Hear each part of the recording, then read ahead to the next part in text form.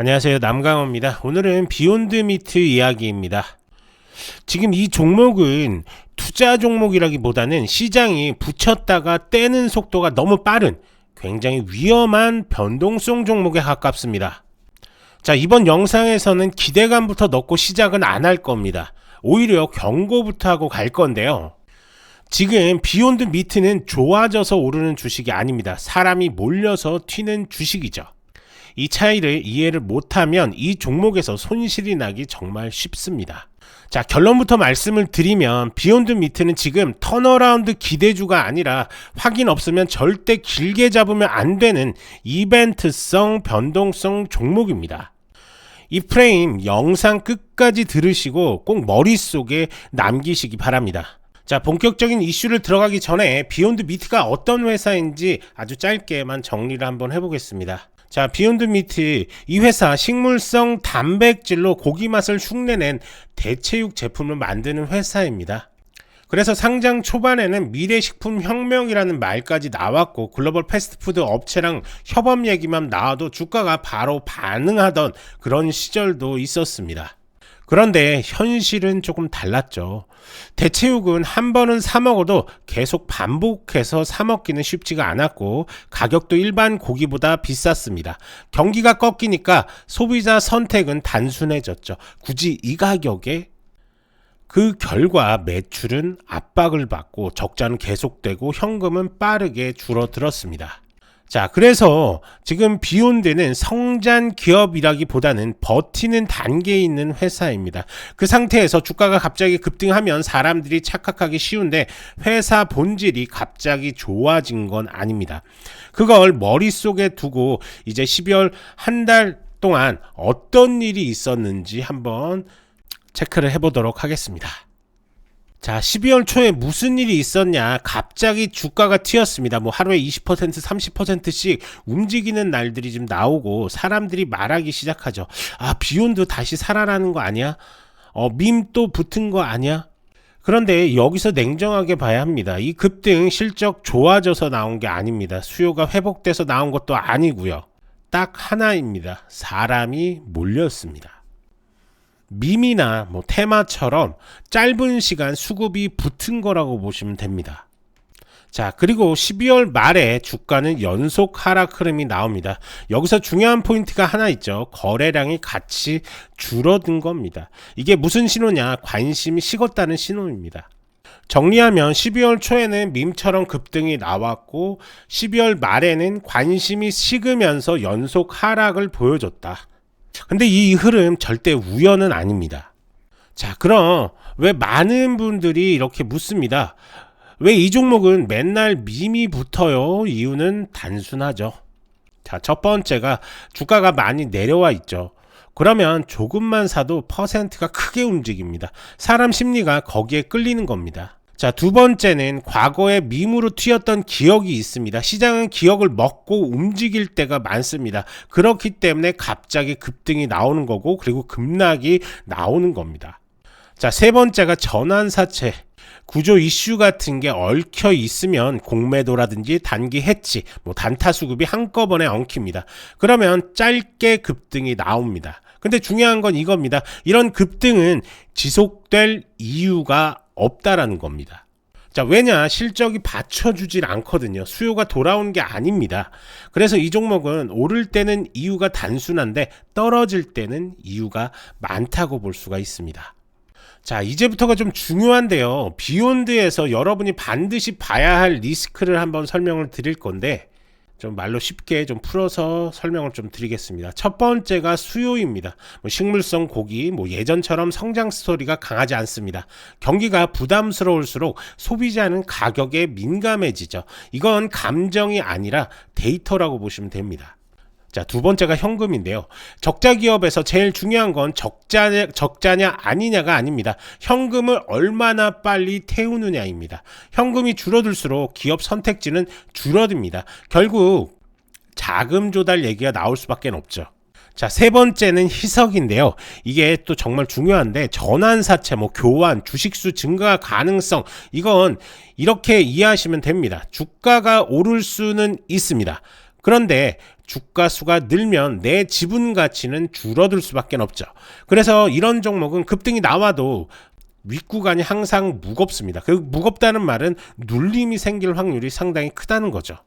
자, 네 번째는 법적 잡음인데요. 여기서 중요한 건 결과가 아니라 불확실성입니다. 조사, 소송 가능성 이런 단어가 붙는 순간 기관 자금은 뒤로 빠질 수밖에 없습니다. 그럼 누가 남냐? 바로 단기 수급만 남을 수밖에 없는 거죠. 자, 우선 차트를 한번 볼 건데요. 12월 말이 되면서 이렇게 주가도 빠지는데 같이 거래량도 줄어들었습니다. 이 조합은 에너지가 빠진다는 뜻입니다. 제가 앞서 말씀드린 대로 힘이 빠지면 당연히 올라갈 수 있는 근거가 빠진다라고 이렇게 볼 수가 있는 거죠. 그래서 이런 종목에서 제일 위험한 게 뭐냐면 올라올 때 따라 붙는 겁니다. 관심이 식기 시작하면 호가는 얇아지고 조금만 던져도 밀립니다. 그러면 손절이 늦어지고 계좌가 망가지는 거죠. 자, 그럼 이런 종목들은 어떻게 대응을 해야 되냐? 첫 번째가 확인 없는 매매는 하지 않는 겁니다. 자, 거래량이 이렇게 터지면 가격이 박스권을 넘는지 이거 확인 전에는 보고만 있으셔야 됩니다. 그래서 확인 없는 매매는 절대적으로 하시면 안 되고, 자, 두 번째가 손절은 좀 짧게 잡고 익절은 분할로 좀 들어가시는 게 좋습니다. 한 번에 크게 먹겠다 이런 생각은 좀 버리시고, 급등이 나왔습니다. 이렇게 롱 포지션이 나와서 급등이 나왔다 그러면 여기서 계속적으로 분할 매도를 하는 겁니다. 예를 들어서 이런 거죠.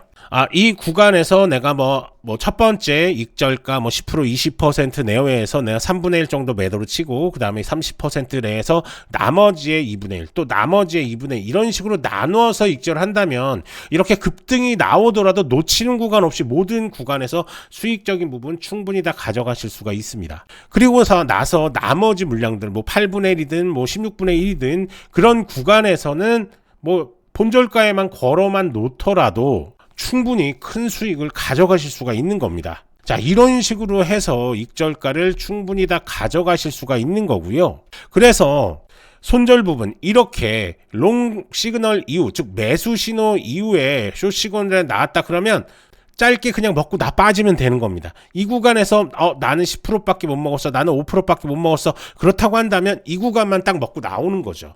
그래서 정확한 매수 타점, 매도 타점이 중요한 겁니다. 그래서 우리가 이 황금선 지표를 적극적으로 활용을 해서 수익을 가져가셔야 되는 거고요. 자, 그리고 포지션 사이즈가 생존입니다. 이 말이 뭐냐? 희석이라든지 공시라든지 조사 이슈가 있는 종목은 작게 들어가야 된다는 겁니다. 그래야 계좌가 살아남습니다. 그만큼 변동성이 심하다라고 할 수가 있는 건데요. 그런 종목들의 몰빵으로 들어가거나 그러면 절대적으로 안 된다. 그래서 우리가 포트폴리오를 구성을 하는 거고요. 해외 주식뿐만 아니라 국내 주식도 포트폴리오 안에 들어가야 됩니다. 코인도 마찬가지고요.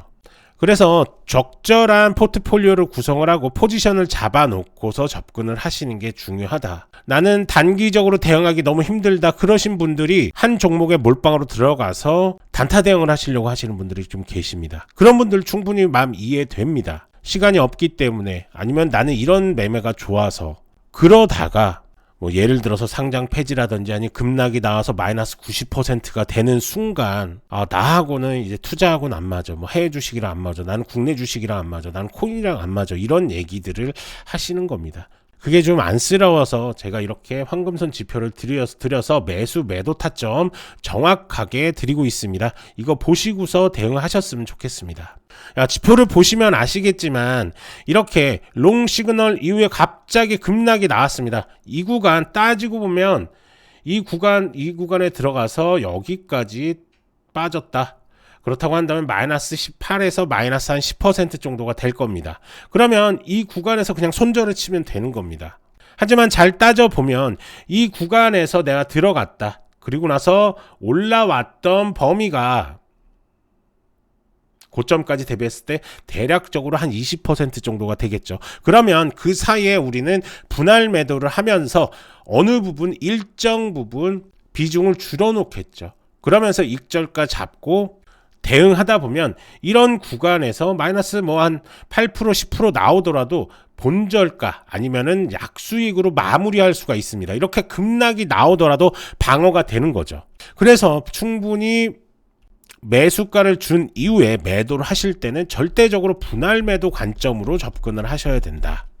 그렇다고 한다면 이 구간에서도 충분히 수익적인 부분 가져가셨을 것으로 보입니다. 하지만 대응을 안 하고 그냥 지켜보고 있다가 더 올라가겠지 하는 기대감 때문에 이렇게 급락이 왔을 때 대응을 못하고 숏 나왔는데 숏 뭐 정리해야 되나요? 이런 얘기들을 하십니다. 그렇게 하시면 안 되고 분할 매도, 이 구간에서 분할 매도 하면서 수익적인 부분 가져가시고, 그리고 나서 나머지 물량 급락 나오더라도 대응.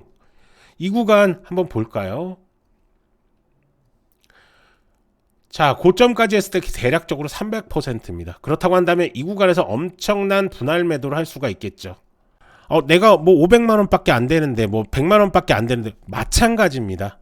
액수가 작더라도 분할 매도는 그냥 무조건 습관처럼 하셔야 됩니다.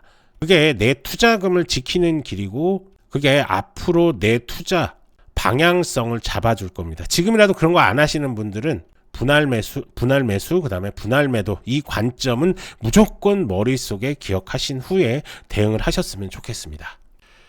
자, 그러면 이 황금선 지표 어떻게 사용을 해야 되냐, 이게 가장 궁금하실 텐데요. 자, 우선은 트레이딩 뷰가 필요합니다. 전 세계 90% 이상의 전문가들이 쓰고 있는, 트레이더들이 쓰고 있는 이 트레이딩 뷰 설치하는데, 뭐 핸드폰으로 설치하는데 30초에서 1분밖에 걸리지 않습니다. 가입까지. 자, 트레이딩 뷰 필요하고요. 자, 그리고 영상에서 더보기 클릭하신 다음에 지표 상담 문의 클릭, 그리고 나면 설문조사지가 나옵니다. 여기서 부자 되는 지표 클릭, 그 다음에 전화번호 남겨주시고 개인정보 수집에 동의한 다음에 제출까지만 눌러주시면 저희가 연락을 드려서 순차적으로 어떻게 설치하고 어떤 식으로 수익을 봐야 되는 것까지 자세하게 설명을 드릴 테니까요. 설문지 작성해서 수익 많이 가져가셨으면 좋겠습니다. 그리고 해외 교민분들도 마찬가지입니다. 국가번호 포함해서 전화번호 남겨주시고, 제가 이렇게 연락을 좀 드려보면 간혹가다 연락이 안 되시는 분들이, 특히나 해외 교민분들이 좀 많습니다. 그래서 메신저 아이디 그리고 이메일까지 이렇게 남겨주시면, 자, 메신저 아이디는 카카오톡이라는 텔레그램입니다. 남겨주시면 저희가 순차적으로 연락을 좀 드리도록 하겠습니다. 자, 그리고 저희 쪽에서 정보방 하나 오픈해서 도와드리고 있는데요. 뭐 국내 주식장 뿐만 아니라 해외 주식, 뭐 코인 다 정보 드리고 있으니까요. 들어오셔서 정보 받아보시고 수익적인 부분도 충분히 다 가져가실 수가 있으니까요. 종목들 받아가시기 바랍니다. 자, 한번 정리를 해볼까요? 자, 비욘드 미트는 그다음 밈으로 좀 튈 수는 있습니다. 그런데 시장은 결국 현실로 돌아올 겁니다. 현실은 수요와 현금 희석 신뢰입니다. 그래서 비욘드 미트는 지금 확인 없이 뭐 길게 잡을 종목이 아니라 짧게 좀 냉정하게 리스크를 통제하면서 대응해야 할 종목이다 라고 이렇게 결론을 짓겠습니다. 자, 비욘드 미트의 정확한, 즉 구체적인 대응법이 좀 궁금하신 분들도 더보기란에서 문의 남겨주시면 저희가 하나하나 자세하게 도움 드리도록 할 테니까요. 언제든지 문의 남겨주시면 됩니다.